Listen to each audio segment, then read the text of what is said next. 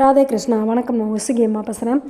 சிவபெருமானுடைய 64 திருவிளையாடல்களில் தினம் ஒரு திருவிளையாடல் அப்படின்னு சொல்லி நம்ம பார்த்துட்ருக்கோம். நேற்று இந்திரனின் பழி தீர்த்த படலம் பார்த்தோம். இன்றைக்கி வெள்ளை யானையோட சாபம் தீர்த்த படலம் பார்க்க போகிறோம். சரி, இந்த கதை என்ன அப்படின்னு சொல்லி தெரிஞ்சுக்கலாமா? ஒரு தடவை தேவேந்திரன் தன்னுடைய வெள்ளை யானையான ஐராவதத்து மேலே ஏறி உட்காந்துட்டு அப்படியே ரொம்ப கர்வமாக வராரு. அப்படி வரும்போது அந்த பக்கமாக துர்வாச முனிவர் வராரு. துர்வாச முனிவர் அப்போ தான் சிவபெருமானை வணங்கிட்டு வராரு. சிவபெருமான் அவருக்கு மகிழ்ச்சியாக ஒரு மாலையும் கொடுக்குறாரு. அந்த மாலையை வச்சுட்டு வரும்போது சரி, எதிர்த்தாப்பில் இந்திரன் வரானே, இந்திரன் தேவர்களெல்லாம் காக்கிறவனாச்சே, அதனால் இந்திரனுக்கு இந்த புனிதமான மாலையை கொடுக்கலாம் அப்படின்னு சொல்லிட்டு இந்திரன்கிட்ட அந்த மாலையை கொடுக்குறாரு.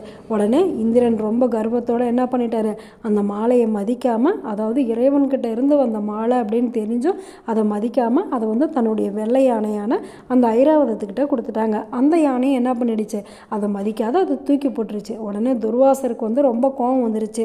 அந்த யானையை பார்த்து, நீ போய் காட்டு யானையாக பூமியில் பெற அப்படின்னு சொல்லி அதுக்கு சாபம் கொடுத்துட்டாரு.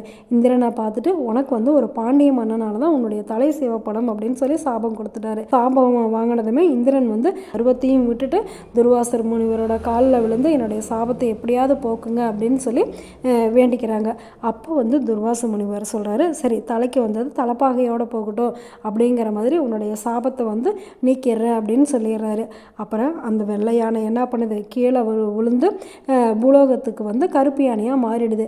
காடு மேடு அப்படின்னு சொல்லிட்டு சாப்பாடு கூட இல்லாமல் அது எல்லா இடமும் சுற்றிட்டு இருக்கும்போது கடைசியாக மதுரையில் இருக்கிற கடம்பவனத்துக்கு வருது.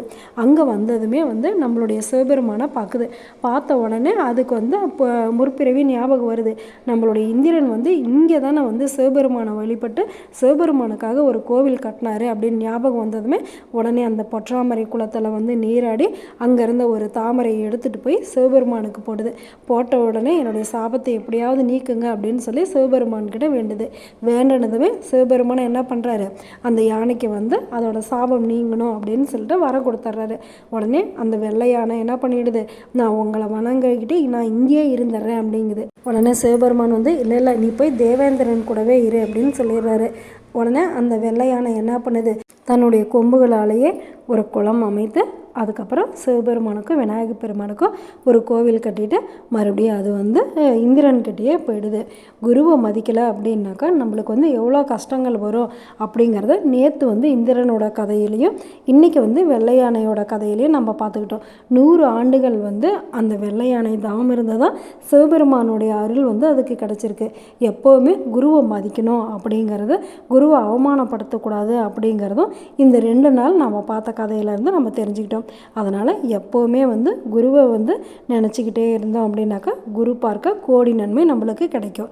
குரு நினச்சிக்கிட்டே இருந்துடலாமா? நல்லது நினைப்போம், நல்லதே நடக்கும், ஆனந்தமாக இருப்போம். ஓகே, பாய். ராதே கிருஷ்ணா.